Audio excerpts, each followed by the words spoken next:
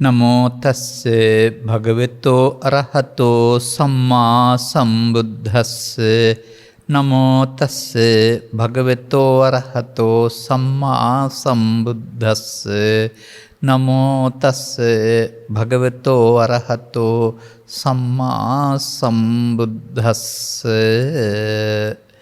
චත්තාරෝ මේ භික්ඛවේ සංවාසා කතමේ චත්තාරෝ චවෝ චවාය සද්දින් සංවසති චවෝ දේවියා සද්දින් සංවසති දේවෝ චවාය සද්දින් සංවසති දේවෝ දේවියා සද්දින් සංවසති.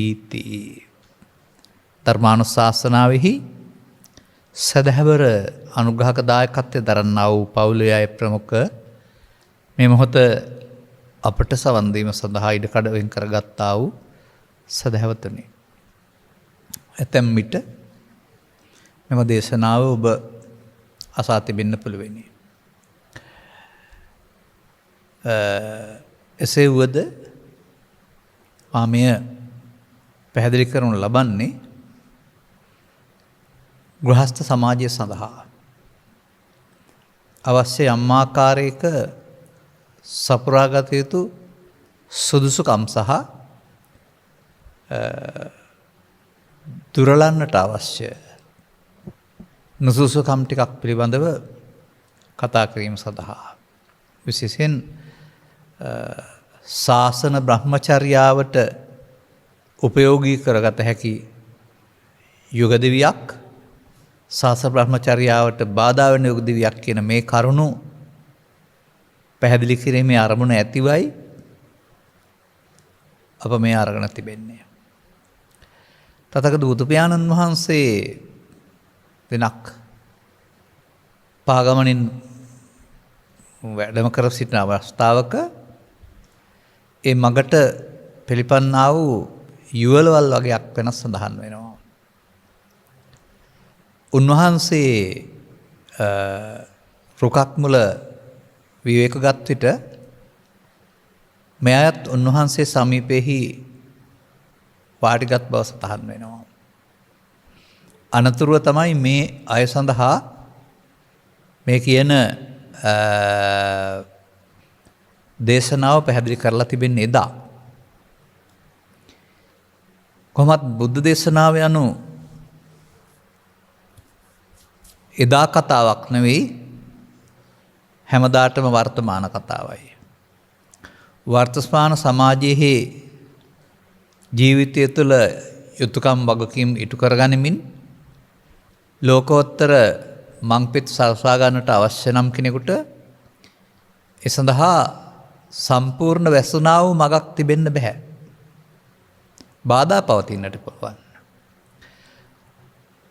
ඉදිරියට එබඳු කටයුතු කරන්නා වූ අයටත් දැනට එබඳු කටයුතු කරමින් ඉන්න අයටත් හැමෝටම බාධාවල් හඳුනාගෙන බාධාවල් ඉවත් කරන්න ඕන කටයුතු පිළිබඳවත් හිතාමතා වුණත් නොදැන කරන්නා වූ බාධාවල් සිදු නොකරගන්නට අනාගතයේ දකින්න ඕන ආකාරය පිළිබඳ පැහැදිලි කරන්නටත් තමයි මම මේ කාරණේ ගන්නෙ. කුමක්ද මේ බුදුන් වහන්සේ පැහැදිලි කරලා තිබෙන්නේ?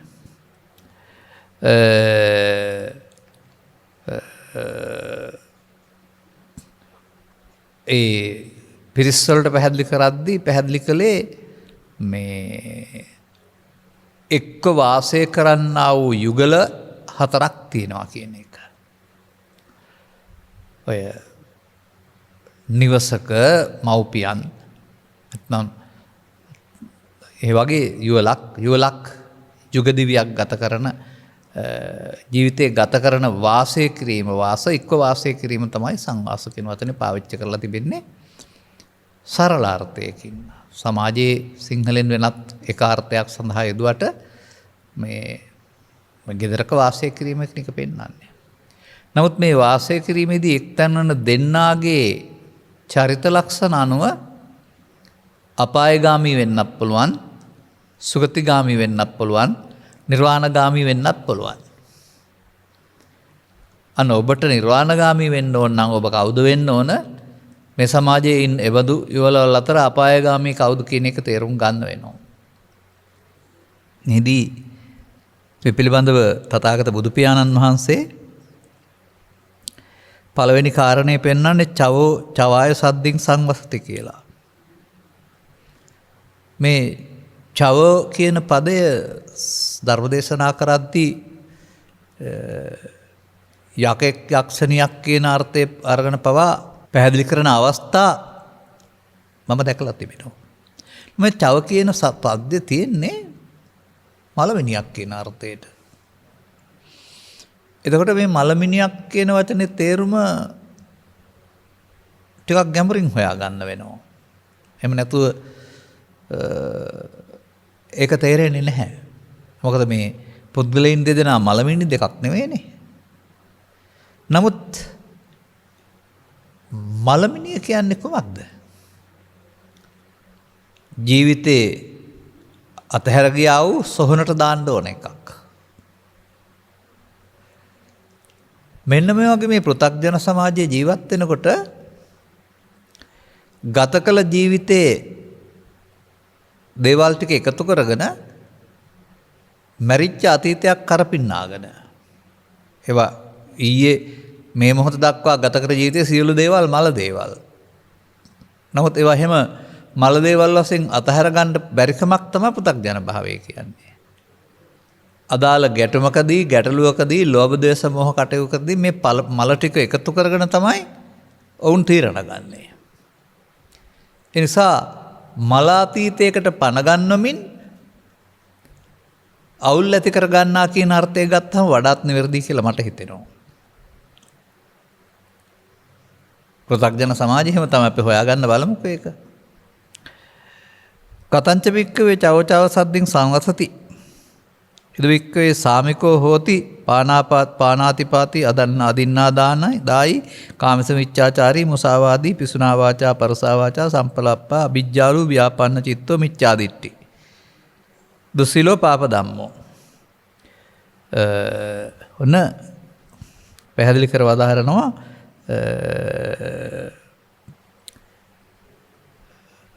ඒ එක ජෝඩුවක් සමහන් ගත් කල සැමියා අර කියපු වචන වලින් මොකද්ද පෙන්වන්නේ?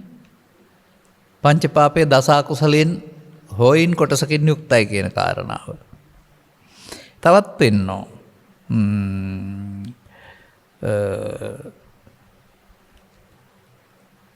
දුස්සීල වූයේ පාපතර ධර්මයන් ඇත්තේ වැළඳගත් මසුරු මල සිතින්.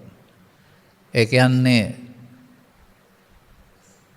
දෙන්ට සුදුසු අතක් නැහැ. කෙනෙකුට පරිත්‍යාගශීලීත්වයක් අවශ්‍ය වුණාට එහෙම දෙයක් හිතන අදහසක් නැහැ. ඒ සඳහා මසුරුයි. ඒ විතරක් නෙමෙයි. ඒ කාලේ හැටියට නම් මහාන බමුණන් ජීවත් වුණේ කවුරු හරි දින දෙකකින්. එතකොට ඒ ගෙවල් වලට ආපුවාම ඒගොල්ලෝ සපයනවා. එහෙම සමාජයක් එදා තිබුණා, අද ඉන්දියාවේ නැති වුණාට. ඒ බඳු තත්වයක නැතිවත් ඉඳලා තියෙන බව තමයි පෙන්වන්නේ මේ මහාන බමුණන්ට ආක්‍රෝෂ පරිභව නින්දා කරන්නේ වෙයි. බිරිඳත් ඔය ටිකටමයි. දැන් කියන්න තියෙන්නේ මොකද්ද? තකට තක.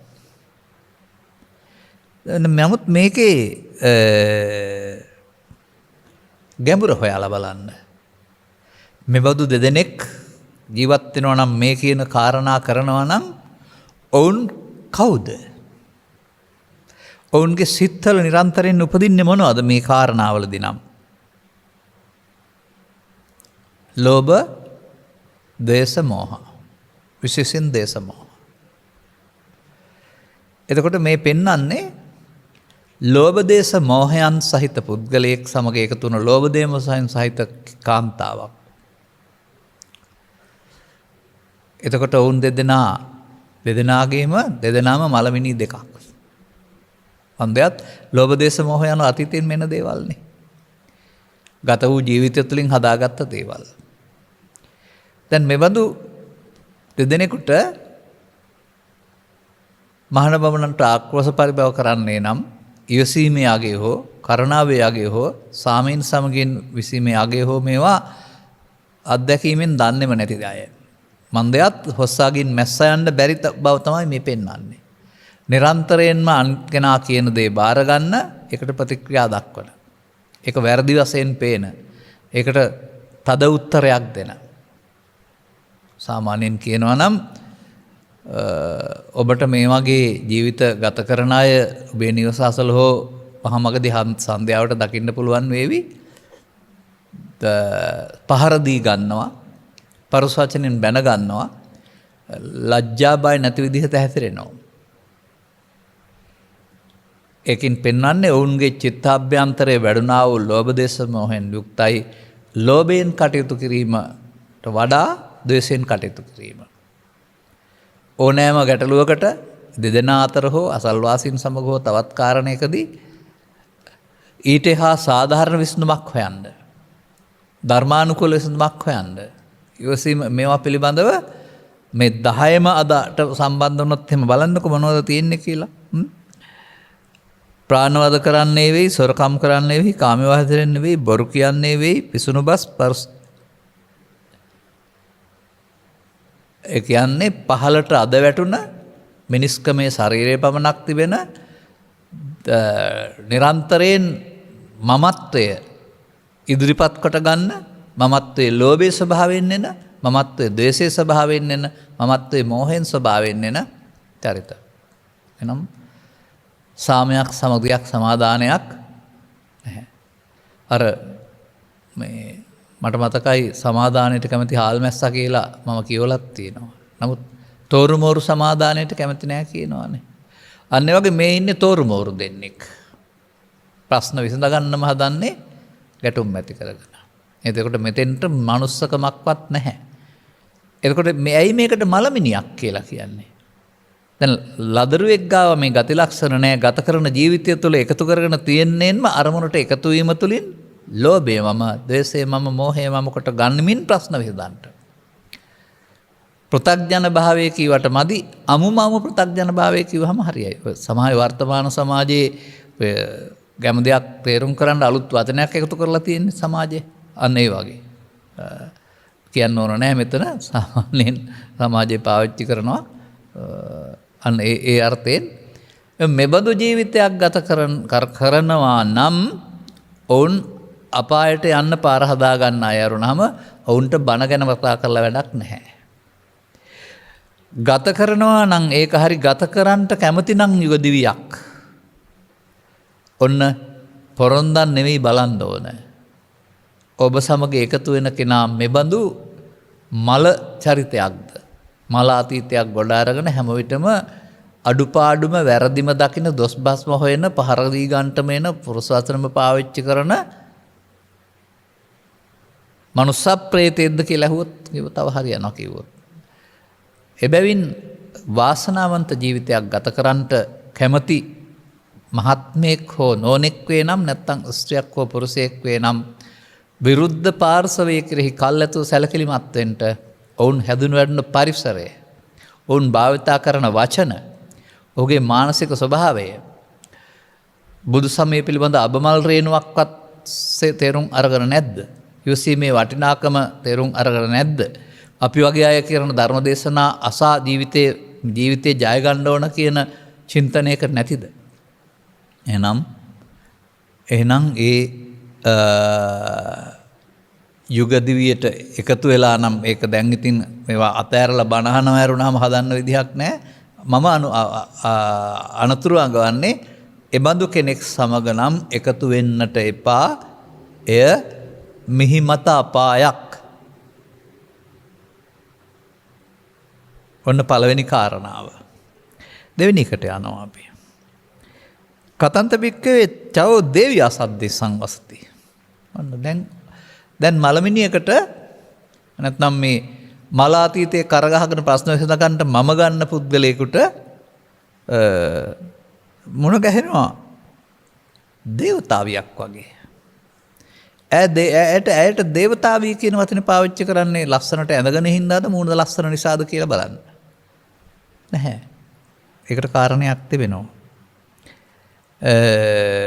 අර කියන චවෝ ලක්ෂණය ඔබ දැන් දන්න නිසා මම ඒක විස්තර කරන්නේ නැහැ. නමුත් බිරිය ප්‍රාණවදයෙන් වැළකී වෙයි, සොරකමින් වැළකී වෙයි, කාමිත්‍යාචාරයෙන් වැළකී වෙයි, මුසාවෙන් වැළකී වෙයි, පිසුණු බස් වලින් වැළකී වෙයි, පරුස බස් වලින් වැළකී වෙයි, හිස් වචන වලින් වැළකී වෙයි, දැඩි ලෝභයෙන් තොරව ව්‍යාපාදයට නොගිය සිත් ඇත්තේ. තව වචනයකුත් තියෙනවා සම්දිටු ඇත්තේ වෙයි. මේ සම්දිටු කියන්නේ බුදුදහමේ ආර්ය සම්මාදිට්ඨිය නෙමෙයි. අර ඒකේ තිබෙනවානේ යහපත් දැකීමක්. මේවා වැරදි කියන දැක්මක් තිබෙනවා. ඔය ඔක්කොටම එහෙම වෙතත් යම් මට්ටමකදී මේවා නැහැ. දැන් එතකොට ඒ චරිතය කොහොමද හැසිරෙන්නේ? ඒ චරිතය මේ වගේ අවස්ථාවකදී අර කැප්තට කැල්ල ගත්තට කොහොමිට ප්‍රතිපත්තිය පාවිච්චි කරන්නේ නැහැ. නිර්ලෝභී කියන වචනේ පෙන්වනවා දෙන්නට සුදුසු අප් තියනවායි කියලා දාක පැහැදිලි කරලා තිබෙනවා. ඒ වගේම ව්‍යාපාදයට නොගියේ. ඒ කියන්නේ යම් කිසි සිද්ධියකදී ඔස්සාගෙන් මැස්සයන්ට බැරි තරමට කේන්ති අරගෙන ප්‍රශ්න විසඳන්නට යන්නේ නැති ඒකේ වැරද්ද දකින්න කෙනෙක්. දැන් ඒක වැරදි කියලා සමාජය දකින්නේ නැහනේ. ඒක ඔබ නෙවෙයි. ඔබේ කය හෝ ඔබේ බුද්ධිය නෙවෙයි ඒක. ඔබ එනකොට ගෙනාවේ නෑ මේක. නමුත් ඔබ හදාගත්ත ඔබට එරෙහි හතුරෙක්. මේ හතුරගේ මූලයේ සැඟවී තිබී අදාළ කාරණේ එළියට එනවා. ඇවිදින් ඔබට කරන්නේම අහිතක්, අවැඩක්, හානියක්, ශාරීරික, මානසික හැම පැත්තකින්ම. එබැවින් අනත්ත ජනනෝ දෝසං චිත්ත පකෝපනෝ භයං අන්තරතෝ ජාතං තන් ජනෝ නාවුජ්ජති. ඇතුළත බයක් ඇති කරන බව ඔහු දන්නේ නැහැ කියලා බුදුන් වහන්සේ වදාහරනවා. එබැවින් මා දකින්නේ මේ සමාජයට තථාගතයන් වහන්සේ පැහැදිලි කරව අදහලන්නේ gedara dore ජීවත් වෙන්න. සාමයෙන් සමගින් සමාන. මේ අවිය පාවිච්චි කරන්න එපා කියලා දැන් මෙතන පෙන්නනවානේ මේ ව්‍යාපාදයට නොගිය සිත්. දැන් මොකද්ද මෙතන තරමක් පහසුවක් පවතිනවා. මන්දයත් සැමියාට දස්පස්දක් කුසල් සහ ව්‍යාපාද සිතක් තිබුණට ඒ ස්වභාවය හඳුනාගෙන ඒට සහයෝගය දක්වන්නට. එහෙම නැත්නම් උල්පන් දන් දෙනවා කියලා කියන්නේ.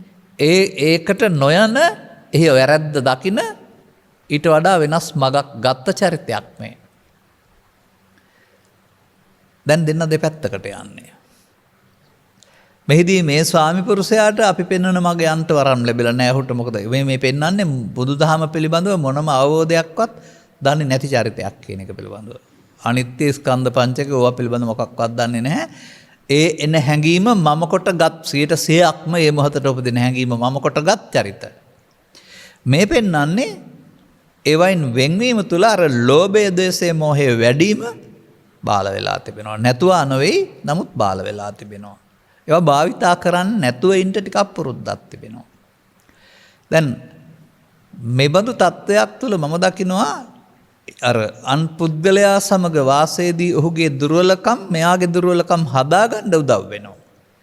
ඒ අර දෙන්නගේ දුර්වලකම් වැඩි වෙන්න උදව් වෙනවා වරනහම දෙන්නටම පාරක් පෑදෙන්නේ නැහැ.